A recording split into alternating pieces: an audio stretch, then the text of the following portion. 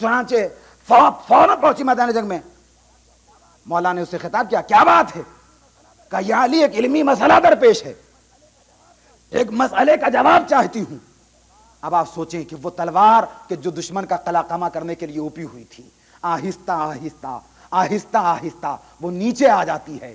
اور یہاں پر ایک نامور خطیب نے بڑا اچھا جملہ دیا کہ اصل میں یہ علی کی تلوار علمی مسئلے کا نام سن کے نیچے نہیں آ گئی, بلکہ حقیقتاً یہ وہ منزل تھی کہ جہاں پہ علی کی تلوار بارگاہ علم میں سلامی دے رہی تھی. اس لیے کہ اب جنگ کی بات نہیں تھی بلکہ میدان علم کی بات تھی. لہذا مولا کائنات نے اس تلوار کو روک لیا اور پوچھا کہ کیا مسئلہ ہے, کیا مسئلہ ہے. اب آپ یہاں پہ فرق محسوس کریں, میں صرف فضائل برائے فضائل آپ کی خدمت میں نہیں عرض کر رہا ہوں, بلکہ اس سے ایک نتیجہ عرض کرنا چاہتا ہوں. میدان جنگ دشمن کا سامنا, ایسے میں تلوار جب اوپی ہوئی ہے, سوال کرنے والا سوال کرنے آ رہا ہے, تو اب یہاں پہ ہونا تو یہ چاہیے تھا کہ پہلے دشمن کا قلع قمع کیا جاتا, اس کے بعد مولا کائنات کہتے کہ بھائی یہ جگہ نہیں ہے جہاں پہ علمی سوال کیا جانا چاہیے, وہاں پہ آنا تو تیرے علمی مسئلے کا حل بتایا جائے گا. لیکن علی نے علمی مسئلے کا حل بتانے کے لیے جنگ کو تھوڑی دیر کے لیے صحیح موقوف یا ملتوی کر دیا اور بتایا کہ دیکھو اہمیت علم کو سمجھو, اہمیت تعلیم و تعلم کو سمجھو. میدان جنگ میں بھی کوئی کسب علم کے لیے آ جاتا ہے تو تلوار روک لی جاتی ہے. صلوات پڑھ دے پر محمد وآل محمد.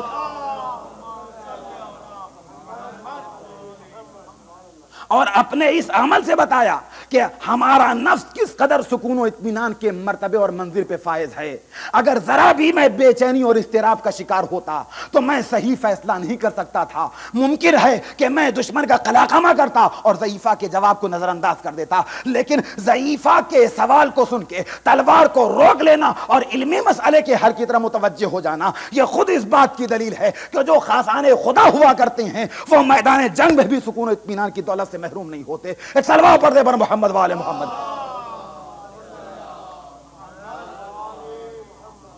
آج اس سے زیادہ وقت لینا مقصود نہیں ہے. میں خود اپنے اندر سفر کی تکان بھی کافی حد تک محسوس کر رہا تھا اور پوری کیفیت کے ساتھ جو کچھ عرض کرنا چاہیے تھا وہ عرض نہیں کر سکا ہوں, لیکن انشاءاللہ بعد کے مجالس میں اپنی بات کو واضح کرنے کی کوشش کروں گا. تو عزیزان محترم, مکتب توحید اصل میں انسان کے انہی تمام مسائل و مشکلات کے حل کے لیے. تو ہم دولت و ثروت و جاہ و اقتدار کے مالک بننے کے باوجود سکون نہیں حاصل کر سکے, یہ تمہاری ناکامی کی دلیل ہے. اور آئندہ بھی اگر یہی طریقہ کار رہا تو کبھی سکون کے مالک نہیں بن سکتے. سکون کا نسخہ تو ہمارے پاس ہے, اطمینان کی دولت تو ہم فراہم کر رہے ہیں, اور وہ صرف اور صرف یاد الہی کے سائے میں, ذکر پروردگار کے سائے میں میسر ہے. اور اسی لیے آپ دیکھیں کہ جب بھی الہی مشن کا آغاز ہوا اور جب بھی کسی نبی کی آواز گونجی تو سب سے پہلا پیغام کیا تھا؟ قولوا لا الہ الا اللہ تفلحوا, اللہ کی وحدانیت کا کلمہ پڑھو, فلاح اور نجات کے مالک بنو گے. یہ لفظ فلاح اور یہ لفظ نجات ایک مجمل فقرہ ہے کہ جس کی بے انتہا توضیحات ہیں. چنانچہ یہ لفظ فلاح, یہ لفظ نجات ہر طرح کی کامیابی اور سعادت و سکون و اطمینان کو اپنے دامن میں سمیٹے ہوئے. دنیاوی سعادت چاہتے ہو لا الہ الا اللہ کہو, اخروی سعادت چاہتے ہو لا الہ الا اللہ کہو, مادی کامیابی چاہتے ہو لا الہ الا اللہ کہو, مانوی کامیابی چاہتے ہو لا الہ الا اللہ کہو, اطمینان نفس کے مالک بننا چاہتے ہو لا الہ الا اللہ کہو. جس عظیم ترین دولت کو کسی بھی چیز سے نہیں حاصل کر سکتے وہ مکتب توحید کے سائے میں تمہیں حاصل ہو جائے گی. یہ الہی مکتب توحید کا چیلنج ہے, اور ہر صاحب عقل اور ہر صاحب فہم اور ہر روشن فکر اور ہر صاحب مطالعہ کا فریضہ یہ ہے کہ وہ اس چیلنج کو سمجھے اور اسے پورے طور پہ درک کرنے کی کوشش کرے. کہ کیسے مکتب توحید انسان کو سکون کا مالک بنا سکتا ہے، کیسے یاد الہی انسان کو اطمینان نفس کی دولت سے مالا مال کر سکتی ہے۔ کیا یہ صرف شاعری ہے؟ کیا یہ صرف دعویٰ ہے؟ کیا یہ صرف خطابت ہے؟ اگر صرف خطابت ہے، صرف شاعری ہے، تو آپ بتائیں پوری تاریخ میں کوئی ایک کفار و مشرکین میں ایسا شخص پیدا ہوا ہوتا کہ جس نے قرآن کی اس آیت کو چیلنج کیا ہوتا اور للکارا ہوتا کہ تم کہتے ہو کہ ذکر الہی کے سائے میں سکون حاصل ہو سکتا ہے، ہم کہتے ہیں یہ ممکن نہیں ہے۔ کیسے ممکن ہے کہ ذکر الہی سکون کا مالک بنائے؟ لیکن عزیزو وہ چیلنج کیا کرتے، اس لیے کہ ادھر سے تو عملی ثبوت پیش کیا جا رہا تھا۔ دیکھو تلواریں چل رہی ہیں، سکون کے مالک ہیں، 3 دن کی بھوک اور پیاس ہے، سکون و اطمینان کے مالک ہیں، دشمنوں کا نرغہ ہے، سکون کے مالک ہیں۔ ہم سے بڑا سکون کہاں پاؤ گے؟ اس بہترین اطمینان کا نمونہ کہیں اور دوسری جگہ کہاں سے تم دیکھ سکتے ہو؟ آؤ دیکھو کربلا کے میدان میں، دیکھو جہاں 3 دن کی بھوک اور پیاس بھی ہے، جہاں اشقیاء کی کثرت بھی ہے، جہاں ہر طرف نیزے لچک رہے ہیں، تلواریں چل رہی ہیں، خون کی ندیاں بہائی جا رہی ہیں، ہر ایک کو موت کا یقین ہو چکا ہے۔ انسان سب سے زیادہ غیر مطمئن اس وقت ہوتا ہے جب اسے موت کا یقین ہو جائے کہ اب ہماری موت بہت قریب آ چکی ہے۔ اگر ایمان کی نعمت سے محروم ہے، اگر یقین کی نعمت سے محروم ہے، اگر معرفت کی دولت سے محروم ہے، تو سب سے زیادہ غیر مطمئن انسان اس وقت ہوتا ہے جب اسے موت کا یقین ہو جائے۔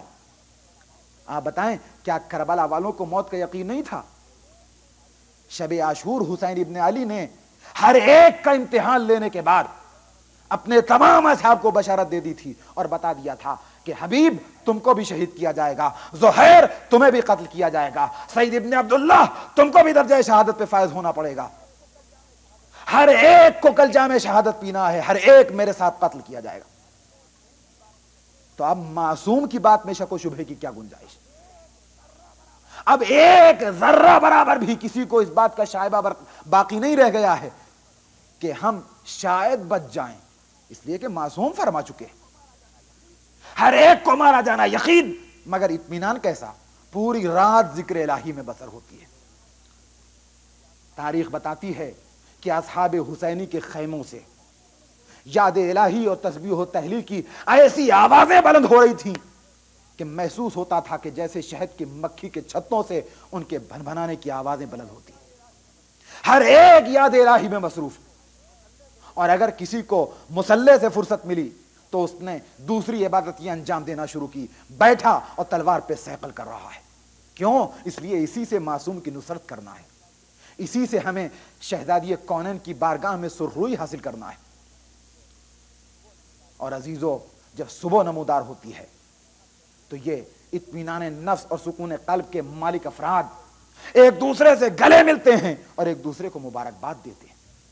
اور جب کوئی کہتا ہے کہ بھائیو کیا آج کوئی خوشی کا دن ہے، کیا آج مبارکباد کا موقع ہے، کیوں اس حد تک آپس میں ایک دوسرے سے گلے مل رہے اور معانقہ کر رہے ہو، کیا آج عید کا دن ہے؟ تو جواب یہی ملتا ہے کہ آج سے بڑا ہمارے لیے خوشی کا دن کون ہوگا، اس لیے کہ ہمیں یقین ہے کہ ہماری اور ہماری سعادتوں کے درمیان صرف دشمنوں کی ایک تلوار حائل ہے، یہ تلوار ہماری گردنوں سے گزرے گی اور ہم سعادت و کامیابی دنیا آخرت کے مالک بن جائیں گے۔ اور اگر بڑوں میں یہ سکون دیکھنے کو ملا تو کون سے تعجب کی بات ہے جب یہی سکون، یہی اطمینان چھوٹے چھوٹے بچوں نے پیش کیا ہے۔ کیا تاریخ اس واقعے کو فراموش کر سکتی ہے جب ظہر کا وقت ڈھل چکا تھا، عصر کا وقت نزدیک آ رہا تھا، حسین کے آوان و انصار یکے بعد دیگر درجہ شہادت پر فائز ہوتے چلے جا رہے تھے، یہاں تک کہ وہ وقت بھی آیا جب امام کی نظروں کے سامنے امام کا ایک بوڑھا مجاہد ہے جو دم توڑ رہا ہے۔ حسین اپنے بوڑھے مجاہد کے سرہانے بیٹھے ہوئے یاس و حسرت سے دیکھ رہے ہیں، شاید اب وہ وقت بھی آنے والا ہے جب میرا اکبر بھی نہ رہے گا، جب میرا قاسم بھی خاک و خون میں آلودہ ہوگا، جب میرے عباس کو بھی شہید کر دیا جائے گا، جب میرا علی اصغر بھی ہرملہ کے تیرے سے شعبہ کا نشانہ بنے گا۔ اس لیے کہ اصحاب یکے بعد دیگر درجہ شہادت پہ فائد ہوتے جا رہے اور آوان و انصار کی قلت ہوتی جا رہی۔ ایسے میں امام عالی مقام کی نظروں نے دیکھا کہ اصحاب کے خیمے سے ایک کم سن بچہ برآمد ہوا، 12 سال کا سن ہے، لیکن سر پہ امامہ ہے، دوش پہ ردا ہے، کمر میں تلوار حمائل ہے، اور بچہ سیدھا میدان کی طرف آگے بڑھ رہا ہے، اور وہ تلوار ہے جو خط دیتی ہوئی زمین پہ اس کے ساتھ ساتھ آگے جا رہی ہے۔ امام نے جب اس عالم میں بچے کو میدان کی طرف جاتے ہوئے دیکھا، آواز دی، میرے لال کہاں جا رہا ہے، میرے لخت جگر کدھر کا ارادہ ہے؟ عزیزو، بچہ ہے، بچہ کمسن بچہ، 12 سال کا بچہ، مگر اپنے امام زمانہ اور امام وقت کی آواز کو پہچانتا ہے۔ بڑھتے ہوئے قدم رک گئے، لوٹ کے امام کی خدمت میں واپس آیا، ہاتھوں کو جوڑ کے کہنے لگا، فرزند رسول، میرے آقا اور مولا، آپ نے غلام کو کس لیے طلب فرمایا ہے آقا؟ امام نے کہا، میرے لال کہاں جا رہا ہے؟ کہا، آقا میدان میں جا رہا ہوں۔ کہا، میرے لال کس لیے میدان میں جا رہا ہے؟ کیا تجھے معلوم نہیں میدان میں تلواریں چل رہی ہیں، میدان میں تیر برس رہے ہیں، میدان میں دشمن پائے جاتے ہیں، میدان میں موت کی بھیانک تصویر ہے۔ کہا، مولا میں مرنے ہی کے لیے تو میدان میں جا رہا ہوں، مولا میں اپنی جان ہی دینے میدان میں جا رہا ہوں۔ جب امام نے اس کا یہ جذبہ، یہ جوش و ولولہ دیکھا، اس سے سوال کر لیا، اے میرے لال ذرا یہ بتانا کہ تو کس کا فرزند ہے، تو کس کا نور نظر ہے، تو کس کا میوہ دل ہے؟ عزیزو، اب اس کے ہونٹ خاموش ہو گئے، اس نے گردن جھکا لی، کچھ دیر تک گردن جھکی رہی، لیکن جب جواب امام کے لیے اس نے سر اٹھایا تو آنکھوں سے آنسو بہ رہے تھے، ڈبڈبائی ہوئی آنکھوں سے کہا، مولا جس بوڑھے مجاہد کا یہ جنازہ آپ کی نظروں کے سامنے ہے، میں اسی مسلم ابن اوسجا کا لال ہوں۔ اے میرے مولا، میں مسلم کا فرزند ہوں، مسلم کا فرزند۔ امام نے جب یہ سنا کہ یہ مسلم ابن اوسجا کا لال ہے جو میدان کی طرف جا رہا ہے، عزیزو سنیں، یہ واقعات وہ ہیں کہ انہیں انسان جب بھی یاد کرے تو آنکھوں میں آنسو آئے بغیر نہیں رہ سکتے، بشرطے کہ ہم مکمل طور پہ ان واقعات کا تصور اپنے ذہنوں میں قائم کر سکیں۔ جس وقت جناب مسلم ابن اوسجا کے فرزند نے یہ جملہ کہا، میں مسلم کا لال ہوں، امام عالی مقام نے کہا، اے مسلم کے لال، اے مسلم کے فرزند، تیرے لیے تیرے باپ کا غم کافی ہے، جا خیمے میں واپس چلا جا۔ اے مسلم کے لال، تیری ماں تیرے بعد آخر کس کے سہارے زندہ رہے گی؟ تیرا باپ تو اب شہید ہو چکا ہے، تیری ماں تیرے باپ کا غم منا رہی ہے، اب وہ تیرے ہی سہارے زندہ رہنا چاہے گی، لہذا خیمے میں واپس چلا جا۔ عزیزو، جس وقت امام نے یہ اس سے ارشاد فرمایا، آپ تصور کریں کیا منظر پیش آیا۔ ایک مرتبہ پس خیمہ سے آواز ابھری، اے میرے مولا، اے فاطمہ کے لال، میری قربانی کو واپس نہ کیجئے، آخر میں نے لال کو، اپنے لال کو میں نے ہی تلوار دے کے میدان کے لیے روانہ کیا ہے، میں نے ہی اسے میدان کی طرف بھیجا ہے، میں ہی اس قربانی کو آپ کے قدموں پہ نثار کرنا چاہتی ہوں۔ امام نے یہ فرض سنا اور سننے کے بعد گردن تو جھکا لی، مگر میں کہوں گا، اے مسلم کے لال، اے مسلم ابن اوسجا کے فرزند، ارے فاطمہ کا لال کہہ رہا ہے، حسین ابن علی کہہ رہے ہیں، امام وقت کہہ رہا ہے، معصوم آواز دے رہا ہے، کوئی مصلحت ہوگی جا خیمے میں واپس چلا جا، شاید حسین کسی وقت مشکل کے لیے تجھے ذخیرہ کرنا چاہتے ہوں، عجب نہیں کہ امام اس وقت کے لیے تجھے بچانا چاہتے ہوں جب وہ منظر نگاہوں میں ہوگا کہ بوڑھا باپ کڑیل جوان کا لاشا اٹھا رہا ہوگا، کوئی سہارا دینے والا نہ ہوگا، خیمے کا رخ کر کے مظلوم آواز دے گا، اے بنی ہاشم کے بچوں، آؤ سہارا دو، ضعیفی کا عالم ہے، علی اکبر کا لاشا ہے، پشت خم ہو چکی ہے، کمر ٹوٹ چکی ہے، کوئی سہارا دینے والا نہیں۔ اے مسلم کے لال، اسی وقت مدد کے لیے آنا۔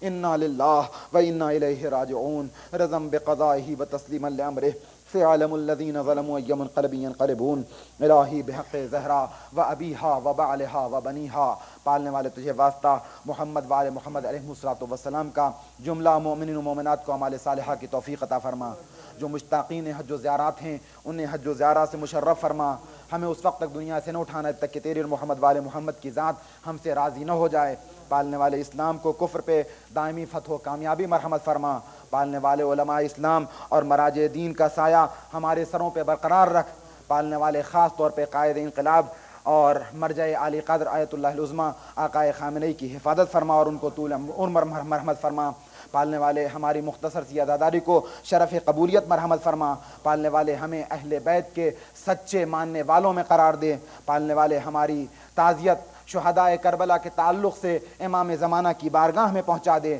پالنے والے ہمارے امام کے ظہور میں تعجیل فرما، آمین یا رب العالمین، بحق محمد و آلہ الطاہرین۔